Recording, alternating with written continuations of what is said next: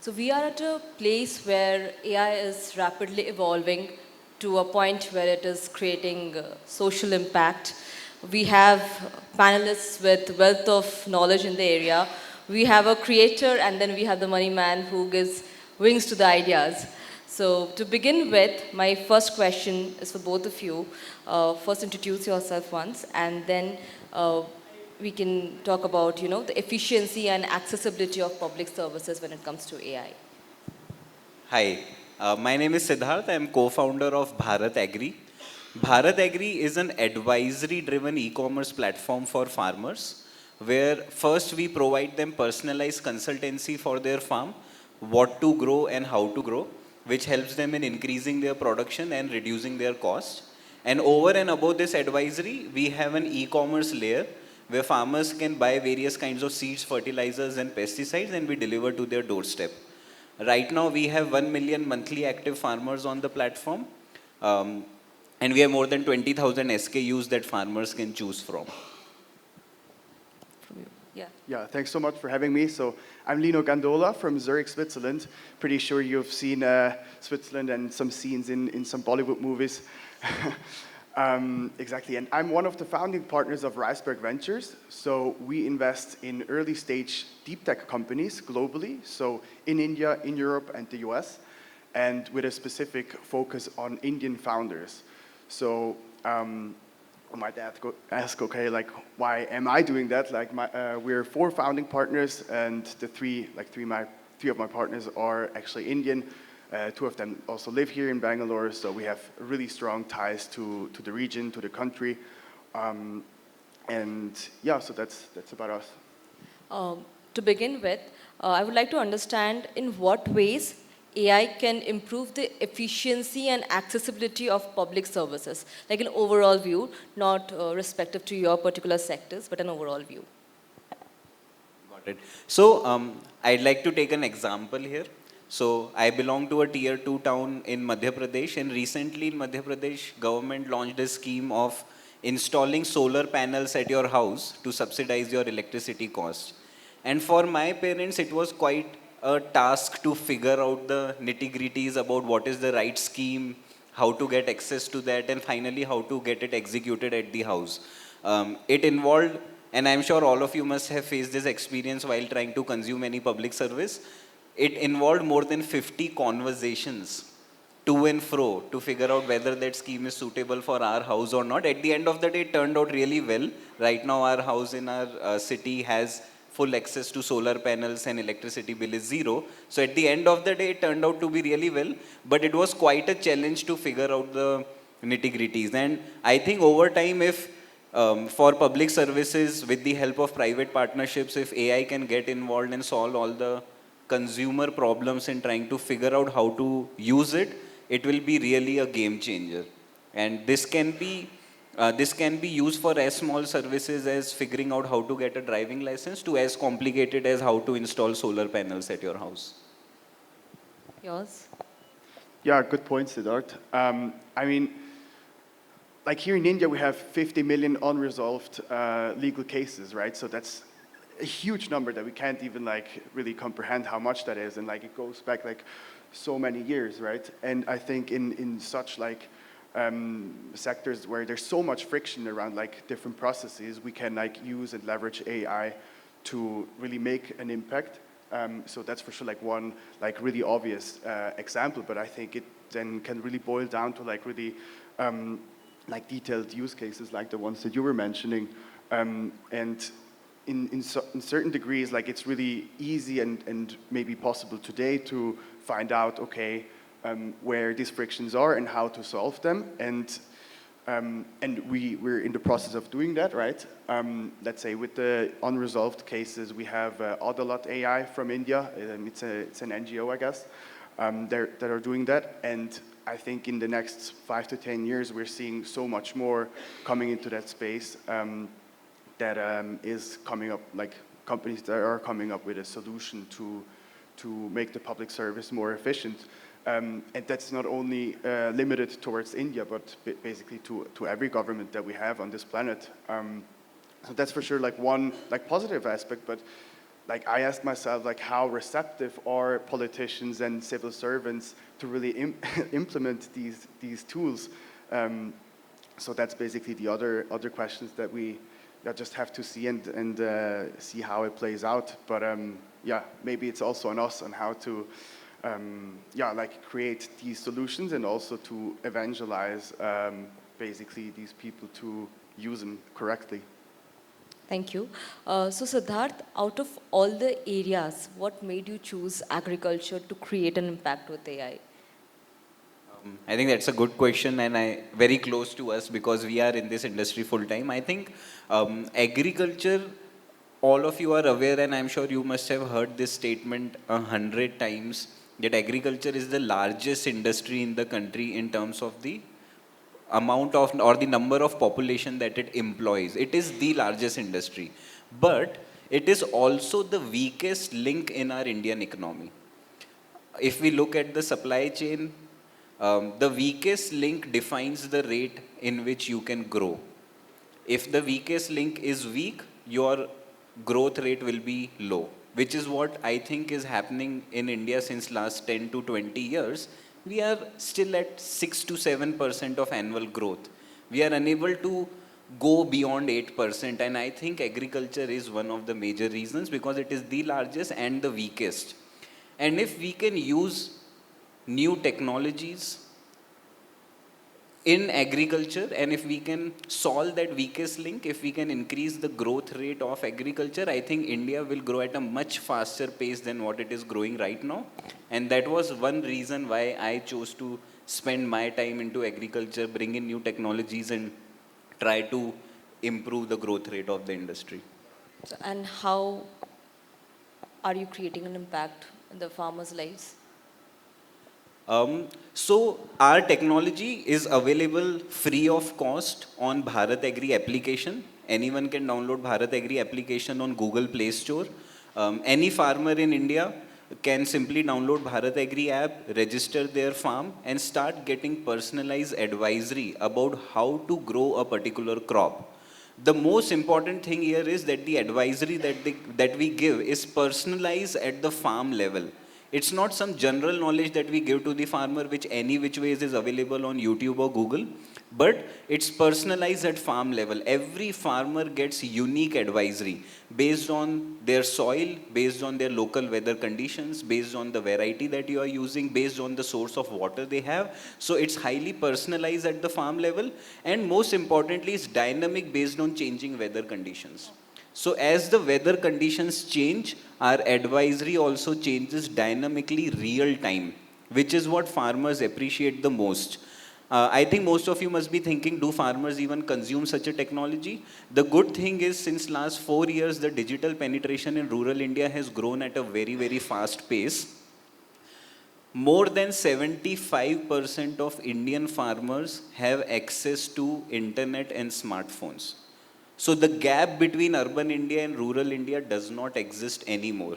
They use Instagram and Facebook as much as you and I do. So reaching out to them and delivering them such services has become easier.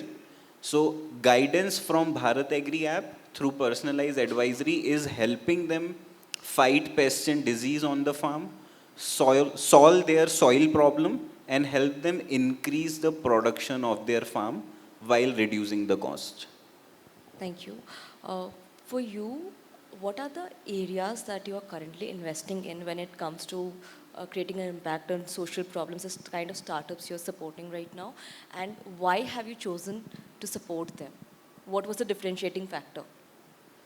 Yeah, I mean, like there's like like such a big opportunity in this market, right? So, and especially also here in India, there's so many like AI companies, AI agents companies, that are really interesting and have a great impact. But I mean, it's important to understand that like we as a deep tech VC, we're basically in to make money, right? Like we're in the money making business, and not like let's say an impact fund. But like on that behalf, it's basically also important to understand that basically in case we see like really interesting use cases, then for sure that's something that we want to invest in. But honestly, at the moment, like the whole, let's say, market with ChatGPT, with AI agents, it's pretty crowded. And we use them a lot, right? And I think there's like also a lot of solutions in India. There's a lot of solutions basically in every country, not in every country, but like in every region of the world. And for us, if I look from a, let's say, investor perspective, from a deep tech perspective, then it's just really, really tough to pick the future winners. And I mean, yeah, like it's very tough because like it's very easy to, or not very easy, but like it's a bit easier than in the past to come up with like an AI solution or an AI product and make a company out of it. And for us as an investor, we see that there is not a strong like technical moat behind all these agents that are doing something in sales, in marketing, in customer success. And for us, it's really important that these companies have a strong technical moat that they can also defend in the future, and not only in the next 12 months, but like hopefully in the next 5 to 10 plus years. And that's why it just boils down to like a distribution play, especially in the AI world. So that's why when it comes to like the whole AI startup ecosystem, we're a bit more on the sidelines when it comes to investing. So the investments that we've done as of now are rather in space tech, for example, in medtech, in biotech, where you can still like use and leverage AI to like a big extent of the business, but it's not like the core product of the company. So I think that's like a bit of like our focus when it comes to investing and the whole AI bucket as a whole, because yeah, like we don't know what ChatGPT and all these guys are going to do in the next couple of years. But yeah, we want to back the companies that are really doing something that is really, really big and is hopefully changing the world for the better. So, if you have to name the top 3 social problems which AI can actually solve, according to you, what would that be? Top 3, not more than that. Good question. I mean, I think it's unfair to say like that AI is going to solve these Or problems. maybe you see a potential. Sure. So basically, I'm a firm believer that AI is not solving any problem by its own. I think we just have to take responsibility and use AI in the right direction for a purposeful meaning. And this also comes with the fact that we probably need like some guardrails and checks and balances to steer it in the right direction. So that's for sure like one thing. And on the other side, it's also a double-edged sword, the whole AI technology. I mean, maybe we can draw some parallels to fire. Like we can use fire to warm us up. We can use fire to like cook food and like basically, yeah, make food and to literally grow ourselves. And like that's why we developed our brains. That's why we're so smart. Which was one of the biggest innovation of humanity. But on the other hand, you can also destroy everything with fire. And maybe in a couple of 100 years or 1,000 years, like humanity looks back and sees AI as like a similar powerful technology or invention or innovation as fire, yeah, back in the days. I mean, just as a yeah, like food for thought. And maybe like we are in the days or in the years where AI is seeing this inflection point. So coming back to your question, I think I'm very confident that we can use and leverage AI for the problems like climate change, hunger, and poverty. 100% in maybe not in like a direct way, but like for sure like in an indirect way where we're saying, okay, like we can use like we can build very, very efficient fusion reactors thanks to AI. So, and I don't think that we see the whole impact in our daily lives just directly, but always like through like some other channels. um, that are there basically. Thank you. Siddharth, when it comes to agricultural supply chain, how can AI bring in efficiency and transparency? Because I'm sure supply chain is one issue where I have read about certain challenges which the farmers face. So in this respect, how AI can create an impact, or in what ways if you are helping in this area as well? So I'll first tell you what's the role of AI in agriculture overall, and then we'll come to supply chain as well. So for us specifically, AI implementation of AI into our business has been a journey. When something like Chat GPT was launched around 2022 or 23, the first goal of us was just to optimize our cost using AI, which is I think being done by most of the companies. Like, can you improve your customer care, customer support? Can you reduce your team size if you introduce something like Chat GPT? It definitely helps in reducing your costs. But as a part of our journey, what we have realized is that the main power of AI lies in increasing your revenue rather than saving cost. So since we are into the business of advisory, we give recommendations to farmers about how to grow a crop. And that recommendations finally translate into what kind of fertilizers and pesticides they should buy. Now, how much ever hard we try through our team, AI will give much better accurate recommendations to farmers as compared to what we have built over time. So we have a tech system plus we have a human-led system, a combination of that versus AI. We are already seeing that AI can give much more accurate recommendations, plus AI works 24/7, right? Even today we see large number of farmers logging in between 9 p.m. to 6 a.m. We don't know why they do that, but they log in after 9 p.m., maybe after completing their work, they consume information on the BharatAgri app and then they place orders. 25% of BharatAgri's revenue is generated from 9 p.m. to 6 a.m. And at that point of time, they don't get any support. They don't get any customer support, or they don't get any personalized advisory, which otherwise they would have received during the daytime. But AI solves that problem. AI can give them accurate and personalized recommendations, which is much more accurate than what a human can give, and it can give it 24 by 7. So that's how we have used AI, not just to save costs, but also to give accurate services to our customers, which eventually helps us in increasing the revenue. That's the overall execution of AI in agriculture. In terms of supply chain, I think the opportunities are very high, something that we are not into yet. But I believe that AI has a huge role to play in improving the supply chain from farmer to the end consumer, where when to sell and where to sell is a very big problem for the farmer.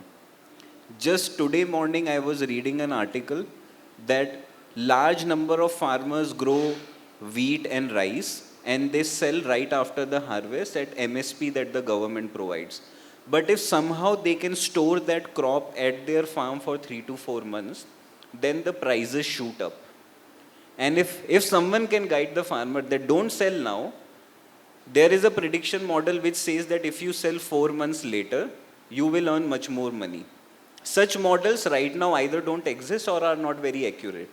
So if AI can solve that problem based on all the historic data and some prediction, if we can guide the farmers on when to sell and where to sell, it will drastically increase their incomes. And hopefully, it will also make the price consistent for us as consumers. We know the prices of some vegetables shoot up during Diwali, but then it comes down again during summer. So that's a problem for consumers as well. So it can be made consistent for us, and the farmer can make money out of it by selling at the right amount of time.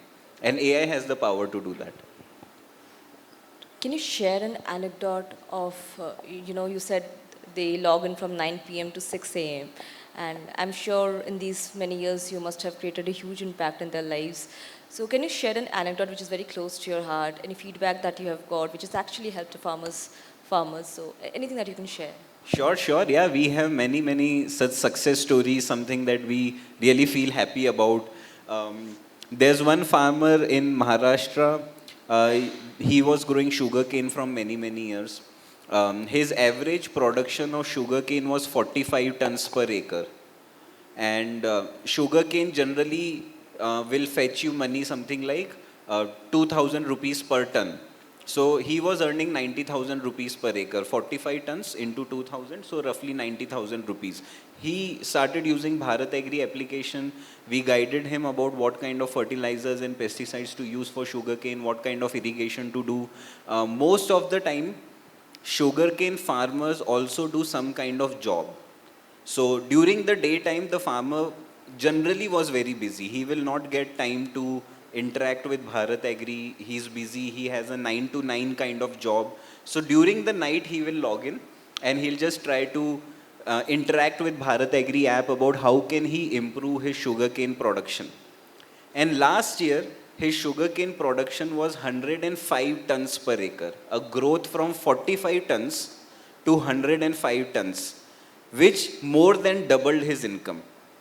And the local newspaper came to know about it. Thank you. So the local newspaper came to know about it because when he went to the mandi to sell, it was published in the newspaper and he just sent an article to us on our chat just saying that this is all because of Bharat Agri. So that is something that we were very proud of, and it wouldn't have been possible if we did not have a tech system that was guiding him overnight because he could never use the app during daytime. Lino, can you share a similar success story and a startup where you have invested in has now created an impact, and how that has been?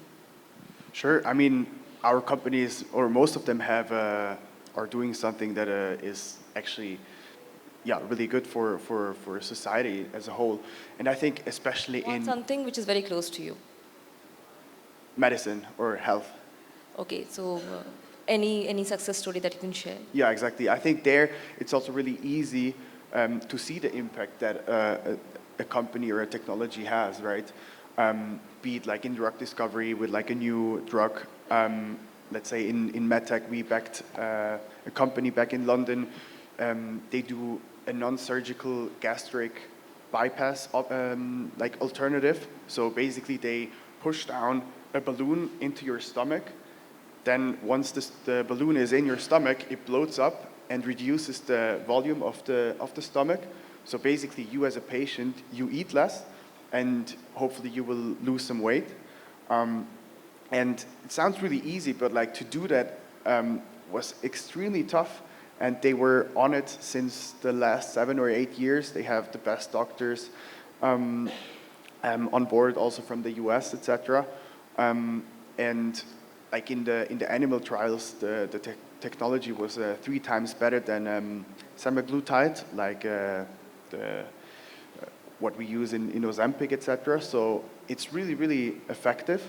And I think if we can like use such a technology in obviously the right way, let's say for people that are high or suffering of high obesity or diabetes and all these severe illnesses, then I think that's a beautiful case where, yeah, like a company that is having and some really cool people on board, really smart people that are really well connected in the whole ecosystem of medicine, and are also, of course, like earning money with it. That's also part of it, but basically just helping people with these problems on a really grand scale, and offer like an alternative solution in the market to what's already there. So that's basically one example. But I mean, there's many more, and like it's not only about our portfolio companies, but like about so many VCs, so many investors, and so many like founders that are doing great stuff, like Siddharth as well, right? And I mean, it's just like so vast, and I think we will see even more in the future. Since you spoke about healthcare, what are the future trends in AI that you foresee in the healthcare industry, which has the potential to create a huge impact? The trends shaping the healthcare industry, the AI trends. I mean, there's like the obvious things like using AI and leveraging AI for different processes where we have like a lot of frictions. Let's say when it comes to like patient data and different processes in a hospital, in healthcare as a whole. Let's say with all the stakeholders like government, like the patients, like the insurances, etc., which are also like different in different countries, right? So I think there we need like proper solutions. But then like when it comes really to the health of a patient, I think there it's still like a green field on what's possible. I mean, when we look at drug discovery and how AI can play such an important role in finding new molecules and new drugs that are basically curing cancers and other illnesses. That's basically what I'm really excited about. And basically where just like AI can help a researcher, a PhD with his like really ground research and basically 10x or even 100x his whole research. So I think that's something that is just very exciting from a business perspective, but also really exciting from a society perspective because here we see like the impact directly and hopefully we can just be healthier with these technologies and these products. So that's something that I look forward to. Thank you. Siddharth, we have spoken about the good part. You have already shared that stories. So I'm sure you must have faced certain challenges also. First of all, I think farmers, to convince farmers to get into technology is the biggest challenge. Or I would like to understand from you, what are the current challenges you are facing in this particular space, and how how you can navigate this area? Yeah, definitely. So there are always challenges in any kind of industry, leave apart agriculture. And in agriculture also there are large number of How did you, challenges. sorry, how did you manage to get so many farmers on board? Yeah. That was one of the big problems during our early days when we convince any kind of customer to use our app, which will improve their farming. So the first question is that how can you know more than us? We have been doing farming since many decades. So we actually had to establish farms ourselves. I lived in village for more than a year. I rented a farm and did farming for 1.5 years to prove to nearby farmers that look, these techniques can work and they can give you better production. That helped us onboard the first few set of customers that yes, they have proven us that this works, so we should adopt their technology. So far so good, but then we went to different geographies. They were like, your technique will worked in that geography, it will not work in our geography. So then we had to hire experts from different geographies, create success stories, and communicate it as much as possible.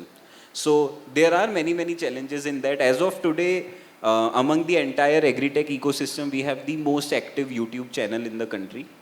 Um, we have more than 250,000 subscribers in different languages. We publish 3 to 4 videos every day. The only aim is to communicate to the farmers that look, we have some kind of tech that can help you increase your production and help you reduce the cost. And then we have to play lots and lots of tricks to bring experts, bring farmers, bring success stories and show to them that something can work on your farm. So it has been quite a journey. During the initial days, it was very challenging.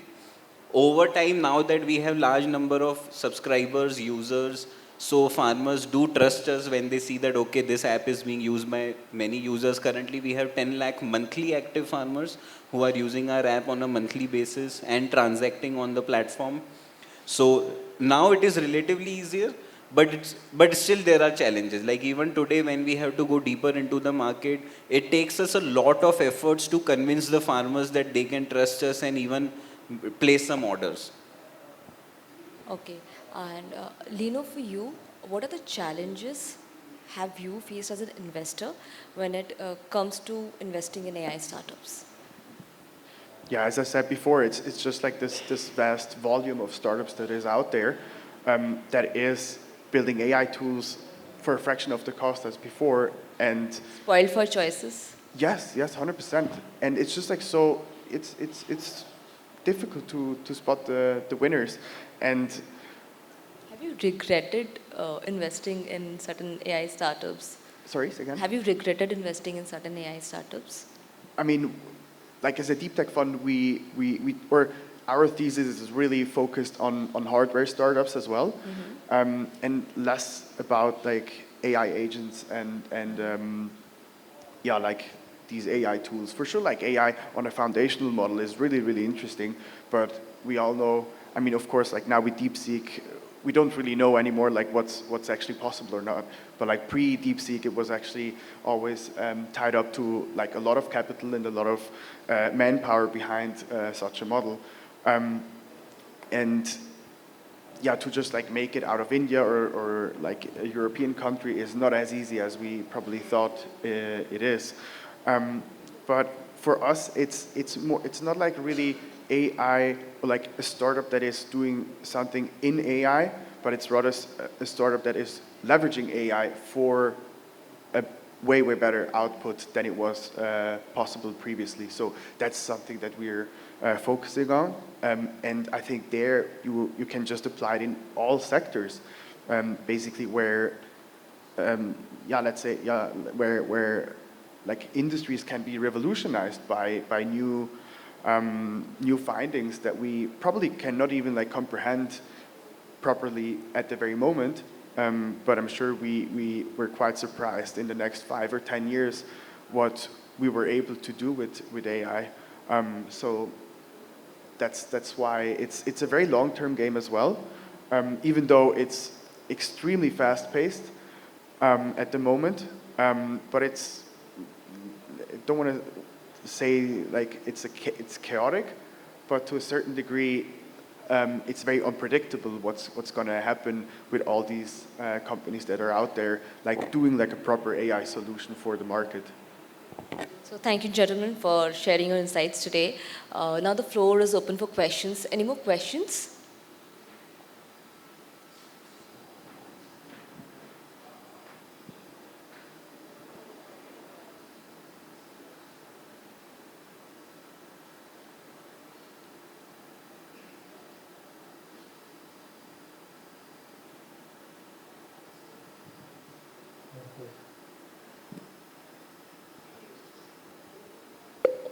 Hello.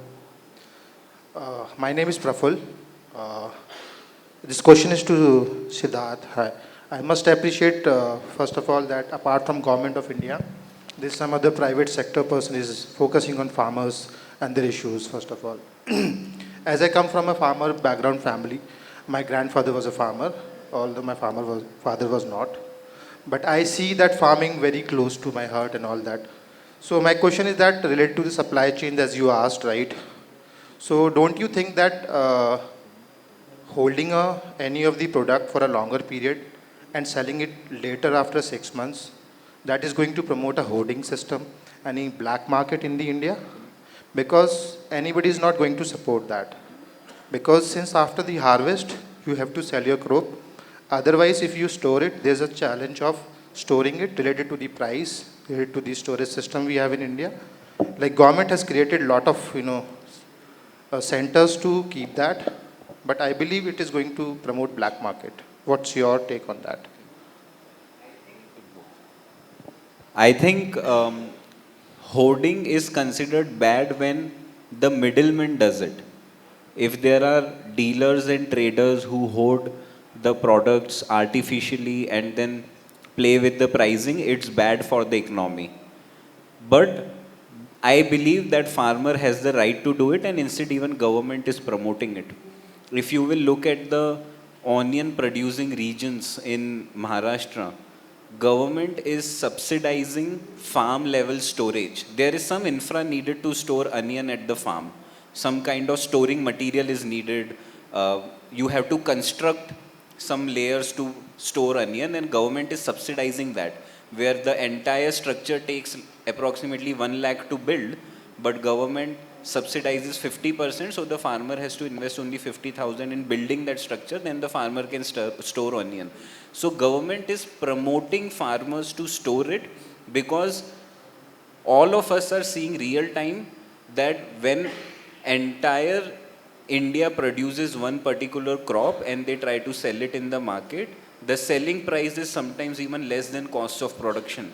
And that is why many times we see farmers are dumping tomatoes and onion on the road itself as a sign of protest.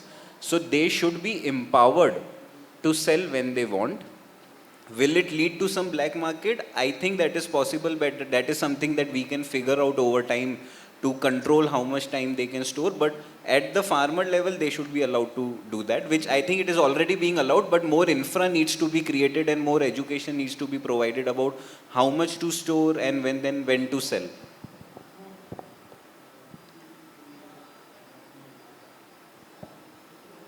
Good afternoon, everyone. I am Arbil. I'm a student at Dayanand Sagar College of Engineering, a computer science student. So my question is to Siddharth sir. Sir, as you know, according to our census, 13.7 million people are associated with agriculture in Karnataka. So we came across a problem that this sector is a bit unorganized. So we and GKBK College came through and put a way forward, and we developed an app plus a dashboard that could collect the data from the farmers, like be it their Hobli district or NPK level in their soil or seasonal crop they grew. We took all the data from them. So main two problem statement that we faced was, the first one was many of the farmers, am I audible? Yeah. Yes. Many of the farmers were not able to handle the application because obviously they maybe illiterate or something. I don't know.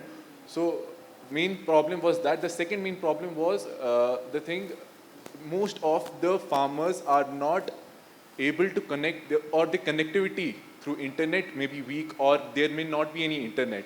So these two problems we faced, and we fixed that, and we came up with a solution. So coming back to my question, so how do you think we can integrate AI in this to make it more valuable and more useful for the farmers? Thank you. I think whatever you are doing is very, very challenging, first of all. So if you face some challenges, for example, farmers not having access to internet or they not being able to use your app, don't be discouraged. You will continue to face these challenges, but over time that will get solved as well. It's a very difficult industry to be in. If it was not difficult, it would have been solved by now, right? So it is not solved because it is difficult. Don't worry about internet. Over time, the internet penetration in remote villages is improving. The quality of internet is improving, and the quality of smartphones that the farmers can afford is improving. Today, within 5 to 7,000 rupees, they can get a very good smartphone, which was not possible few years back. So that problem is anyways getting solved, just that you will have to remain in the industry for few more years. If you give up, then someone else will take that opportunity. They not being able to use app is also a common problem, because you have to understand that their education levels are very limited and their trust levels are also very limited. So you can use AI, and I'll give some small example. Today when we recommend any particular product to the farmer, by product I mean it can be a seed or a fertilizer or a pesticide. We are currently working on a project where the product is displayed on the page, like how Amazon shows you a product. Like there are images and then there's a description. Can we use AI to auto create a video using that text, which will explain the product to the consumer? The entire consumption in rural India is only video and audio based. They don't want to read text. Now they don't even want to see images. They just want to consume content over video or audio. Now we have 20,000 products. All of those products are complex in nature. What is the nitrogen content? What's the phosphorus content? So the products are difficult to understand. Now if an AI tool can convert these 20,000 pages into local language videos, then it will become super easy for the consumer to understand how to use the product, to understand whether that product is applicable to their farm or not, which will make their purchase decision easy. Now such a thing does not exist, right? Even on Flipkart, Amazon, every product does not have a video. So you are creating something completely new, that too mostly in local language. So it will be challenging, but if you are able to crack it, then naturally more and more farmers will use your application and maybe will also transact and give you revenue. So one more question is there, sir. So we Just are a small short in time. question. Sir, I told you the problem statement that we face, that there was no internet connectivity there. So what we did was we used to store that data in a local cache until and unless the phone is connected to the internet, and then it sends to the internet. So do you think, is there any more optimal way to do that or something? I think it is possible, yeah, something we can figure out together. Cannot be answered now, but I'm sure there are engineering solutions possible. But the good thing is you will not need that in next 1 or 2 years, where every farmer will have good internet access, so you'll not need such things. But still it is possible. There are, even BharatAgri to some extent works in offline also, because we know the internet cannot be as smooth as it is in urban India. So yeah, it is possible. Thank you so much.